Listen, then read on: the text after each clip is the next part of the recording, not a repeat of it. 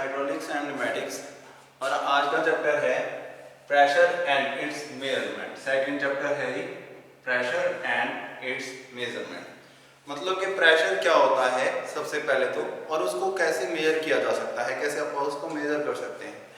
तो प्रेशर होता क्या है बेसिकली, अगर आपने कभी देखा हो कि कई बार कोई घर के अंदर पानी की टंकी होती है, वो लीक हो जाती है, आप उसके आगे हाथ लगाते हो, ठीक है, उस पानी को रोकने के लिए। या कई बार कोई टैप होती है वो लीक हो जाती है, आप उसके आगे हाथ लगाते हो, तो कई बार वहां से इतनी ज्यादा फोर्स लग रही होती है कि आपका हाथ पीछे हट जाता है और पानी वहां से लीक होना स्टार्ट हो जाता है फिर से, ठीक है। मतलब कि अगर कहीं से लीकेज हुई, आपने उसके आगे अंगूठा रखा, हाथ रखा, तो वो इतनी ज्यादा फोर्स थी कि उसने आपके हाथ को पीछे हटा दिया, ठीक है। मान लो जैसे यहाँ पे एक टैंक है, उस टैंक के अंदर क्या हो गया, एक होल हो गया यहाँ पे, वो पूरा फिल है फ्लूइड से, ठीक है, वो ऊपर तक फिल है फ्लूइड से, बड़ा टैंक है। तो आप क्या करोगे, उसको लीकेज को रोकने के लिए आप उसके आगे हाथ लगाने की कोशिश करोगे। तो यहाँ पे आपने एक पाइप लगी हुई है, मान लो, उस पाइप के आगे आपने क्या किया, एक अंगूठा रखा या अपना हाथ रखा, तो जो फ्लूइड है वो आपके हाथ के ऊपर कुछ फोर्स डालेगा, थ्रस्ट, ठीक है। वो थ्रस्ट क्या करेगा, आपके अंगूठे को हटाने की कोशिश करेगा, इतनी ज्यादा फोर्स होगी कि वो आपके अंगूठे को हटाने की कोशिश करेगा, ठीक है। तो उस फोर्स को क्या कहते हैं, प्रेशर कहते हैं। थ्रस्ट पर यूनिट एरिया, जो थ्रस्ट यहाँ पे लगेगी आपके अंगूठे के ऊपर, वो थ्रस्ट पर यूनिट एरिया, पर यूनिट एरिया। मतलब कि अगर एक आपने पूरा हाथ लगाया, ठीक है, पूरे हाथ को अगर आप यूनिट में डिवाइड कर लें, एमएम में ले जाएं, एमएम स्क्वायर, ठीक है, तो मान लो कि एक एमएम स्क्वायर के ऊपर कितना थ्रस्ट लग रहा है, वो क्या होगा, वो प्रेशर होगा। Thrust per unit area means thrust, या थ्रस्ट को कह सकते हैं फोर्स पर यूनिट एरिया। ये क्या हो गया, प्रेशर हो गया, P।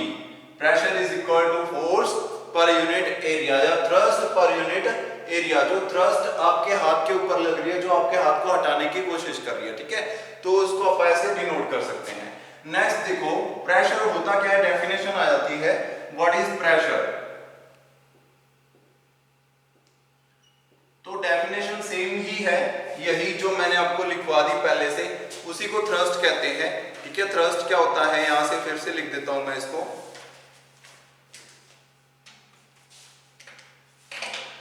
प्रेशर क्या होता है, the thrust exerted by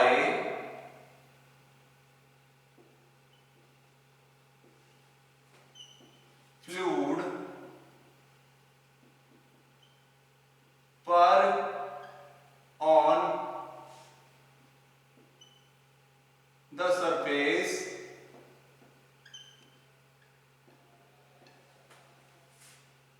in contact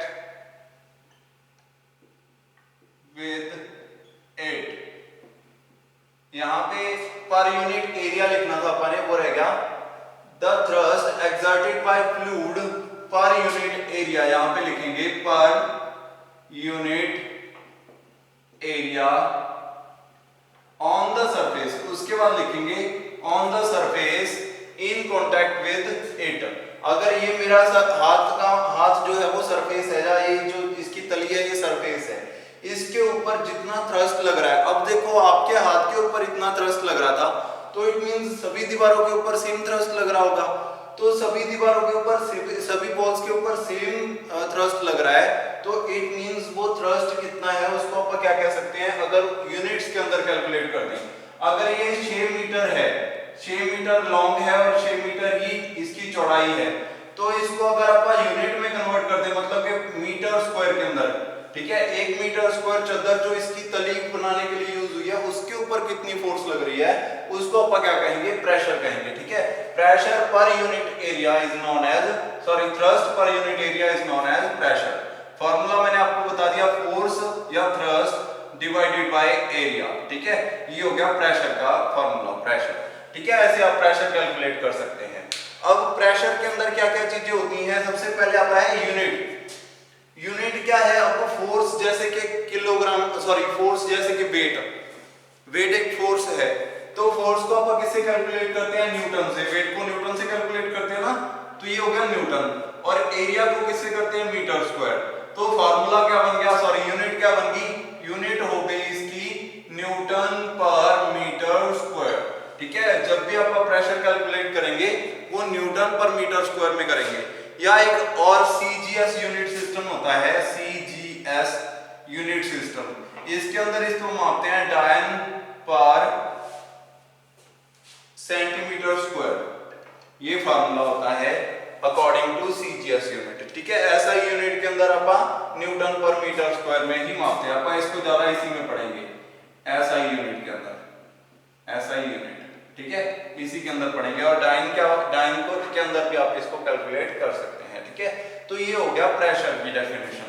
अब प्रेशर जो होता है वो बहुत सारे तरीके का होता है, आपको अलग अलग डेफिनेशन आएंगी कि एटमॉस्फेरिक प्रेशर क्या होता है। पहला क्वेश्चन आएगा एटमॉस्फेरिक प्रेशर।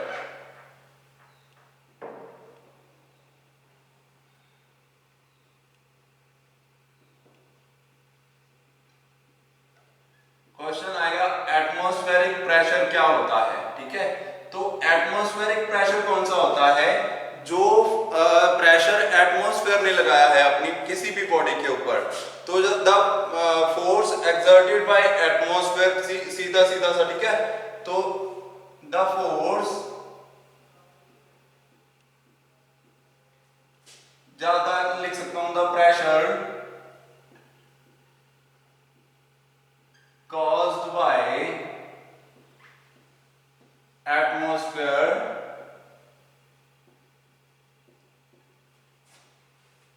on everything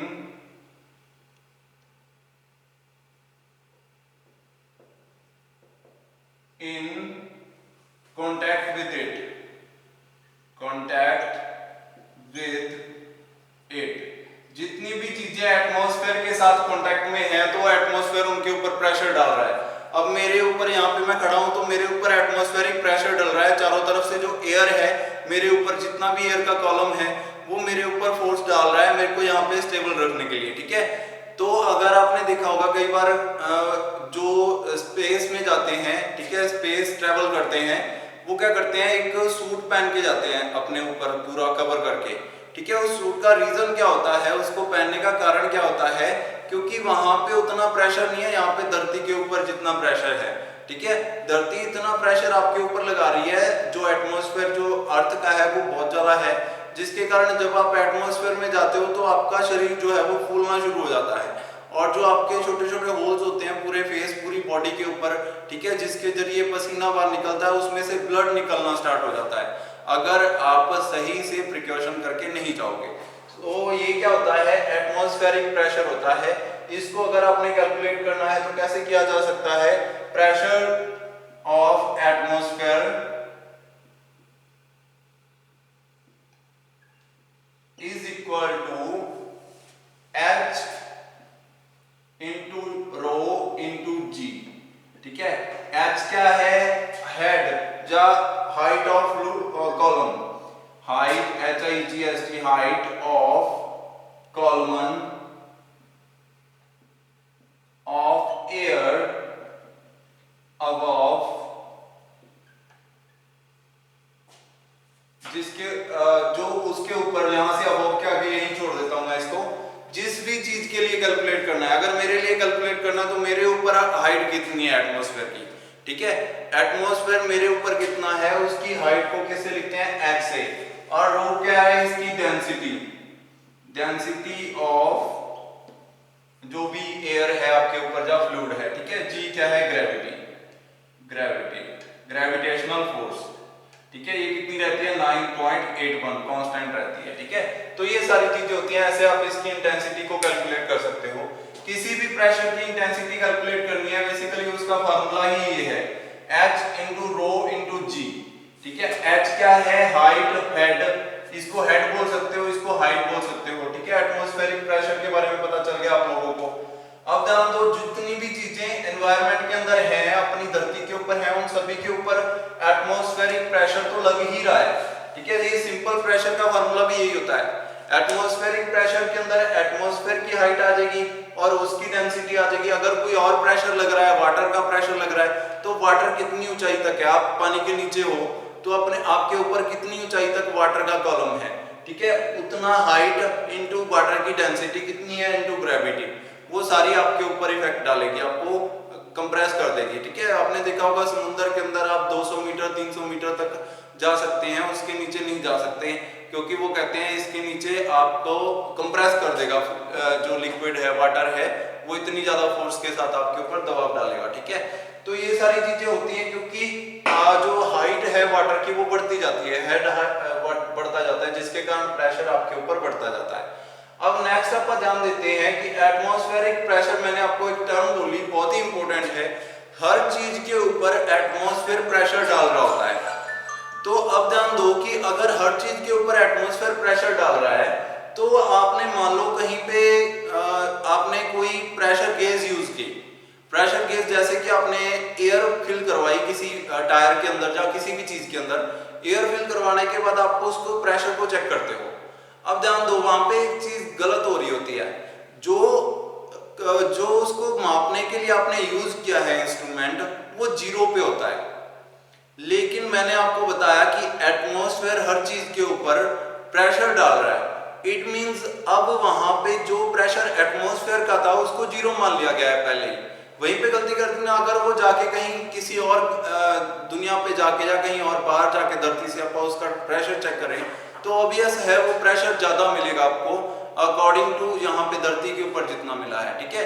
क्यों ऐसा क्यों हुआ? क्योंकि एटमॉस्फेरिक प्रेशर जो था जो 1.2 बार अपनी धरती का या उससे ज्यादा कम होता रहता है गर्मी सर्दी के कारण, वो उन्होंने नेग्लेक्ट कर दिया पहले, जिसके कारण वहां पे उस प्रेशर को कैलकुलेट किया ही नहीं जा सका, ठीक है। तो यहाँ पे प्रेशर क्या था, अगर आप एटमॉस्फेयर के प्रेशर को नेग्लेक्ट करके बाकी का प्रेशर कैलकुलेट करो, जीरो से शुरू करो गेज को, ठीक है। जैसे कि मैंने आपको बताया कि आपने क्या किया, एक इंस्ट्रूमेंट यूज किया जो कि जीरो से शुरू हो रहा है, ठीक है, जीरो से प्रेशर लगाना स्टार्ट कर रहा है। मैंने आपको बताया कि अगर एटमॉस्फेरिक प्रेशर 1.2 पहले से ही था, तो जीरो से शुरू होने के कारण अब अगर उसने 4 बार प्रेशर गेज बताया है, 4 बार या 4 पॉइंट पे चला गया वो, तो अब टोटल प्रेशर कितना हो गया, 4 प्लस 1.2, ये हो गया टोटल प्रेशर, जो कि 1.2 नेग्लेक्ट कर दिया गया था पहले, ठीक है। उसको नेग्लेक्ट नहीं करना था, उसको नेग्लेक्ट करने के कारण क्या हो गया, अब वो प्रेशर जो है वो कम बता रहा है, ठीक है। पहले ज्यादा बताना चाहिए था, वो प्रेशर 1.2 उसने नेग्लेक्ट कर दिया, जिसके कारण वो कम बता रहा है उसको, ठीक है। तो अब ध्यान दो ये क्या हो गया, ये होता है गेज प्रेशर। अगर आप जीरो मान के चले एटमॉस्फेरिक प्रेशर को, तो वो कौन सा प्रेशर आएगा, उसको बोलते हैं gauge pressure. Next second topic है गेज प्रेशर। गेज प्रेशर कौन सा होता है, अगर एटमॉस्फेरिक प्रेशर को आप जीरो मान लें, ठीक है, तो उसको आप बोलते हैं गेज प्रेशर। एटमॉस्फेरिक प्रेशर को मैंने कितना मान लिया, zero. If the instrument starts from absolute zero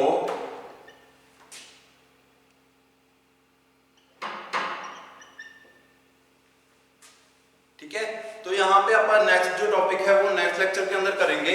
अगर गेज जो है वो जीरो से स्टार्ट हो रही है तो इट मींस वो कौन सा प्रेशर है, गेज प्रेशर है, ठीक है। नेक्स्ट चैप्टर अपन नेक्स्ट जो है टॉपिक अपन नेक्स्ट लेक्चर के अंदर करेंगे। Thank you.